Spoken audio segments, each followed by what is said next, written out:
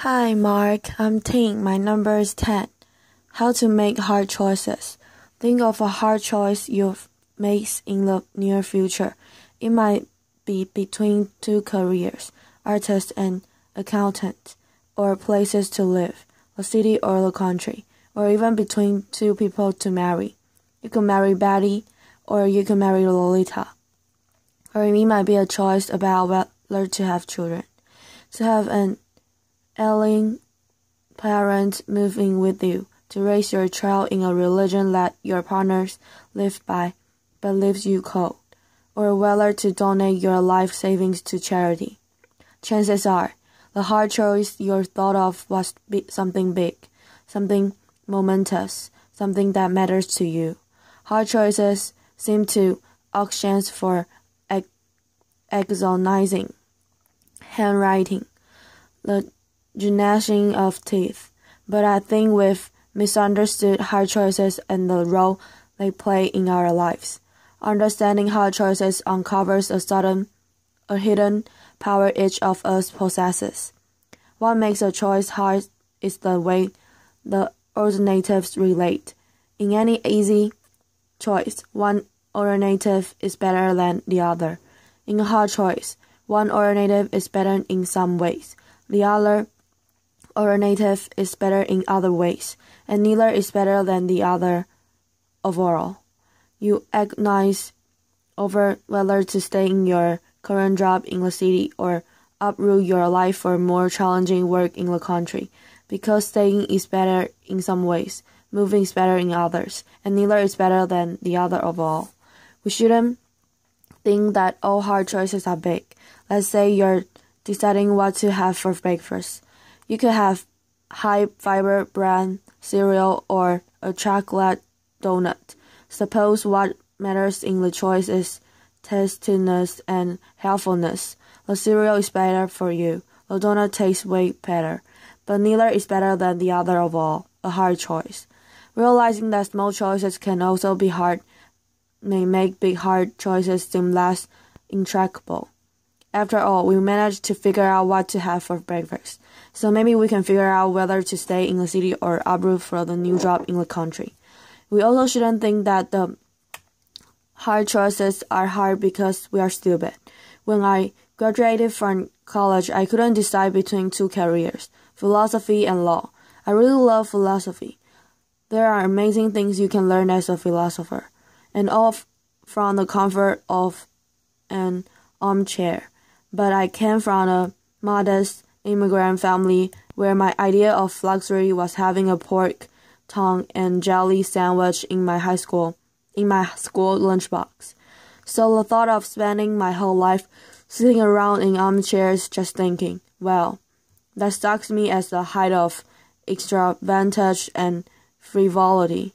So I got out my yellow pad. I drew a line down the middle, and I tried my best to think of a reason for and against each alternative. I remember thinking to myself, if only I knew that what my life in each career would be like. If only God or Netflix would send me a DVD of my two possible future careers, I'll bet set. I would compare them side by side. I see that one was better, and the choice would be easy. But I got no DVD, and because I couldn't figure out which was better, I did what many of us do in hard choices. I took the safest option. Fear of being an employee philosopher led me to become a lawyer, and as I discovered, lawyering didn't quite fit. It wasn't who I was, so now I'm a philosopher, and I study hard choices. And I can tell you the fear of the unknown. While a common motivational default in dealing with hard choices rests on a misconception of them, it's a mistake to think that in hard choices, one alternative really is better than the other, but we're too stupid to know which. And since we don't know which, we might as well as take the less risky option. Even taking two alternatives side by side with full information, a choice can still be hard. Hard choices are hard not because of us or our ignorance. They're hard because there's no best option. Now, if there's no best option, if the scale don't tip in favor of one alternative over another, then surely the alternatives must be equally good. So maybe the right thing to stay in hard choices is that they're between equally good options, but that can be right. If alternatives are equally good, you should just flip a coin between them. And it seems a mistake to think. Here's how you should decide between careers, places to live, people to marry. Flip a coin. There's another reason for thinking that hard choices are choices between equally good options. Suppose you have choices between two jobs. You could be an investment banker or a graphic artist. There are a variety of things that matter in such a choice, like the excitement of the work, achieving financial security, having time to raise a family, and so on. Maybe the artist's career puts you on the cutting edge of new forms of pictorial expression. Maybe the banking career puts you on the cutting edge of new forms of financial manipulation. Imagine the two jobs however you like so, that neither is better than the other. Now suppose we improve one of them a bit. Suppose the bank win you $500 a month to your salary. Does the extra money now make the banking job better than the others one? Not necessary. A higher salary makes the banking job better than it was before, but it might not be enough to make being a banker being better than being an artist. But if an improvement in one of the jobs doesn't make it better than the other, then the two original jobs could not have been equally good. If you start with two things that are equally good, and you improve one of them, it now must be better than the other. That's not the case with options in hard choices. So now we got a puzzle. We've got two jobs. Neither is better than the other, nor are they equally good. So how are we supposed to choose? Something seems to have gone wrong here. Maybe the choice itself is problematical and comparison is impossible. But that can't be right. It's not that we're trying to choose between two things that can be compared. We are weighing the merits of two jobs. After all, not the merits of the number 9 and a plate of fried eggs. A comparison of the all merits of two jobs is something we can make, and one we often do make. I think the puzzles arise because of an unreflective assumption we make about value. We unwittingly assume that value was like justice, beauty, kindness, are akin to scientific quantities like that, mass and weight. Take any comparative question not involving value, such as which of two suitcases is heavier. Properties like weight can be represented by real numbers 1, 2, 3, and so on, and there are only 3 possible comparisons between any two real numbers. One number is greater, lesser, or equal to the other. Not so with values.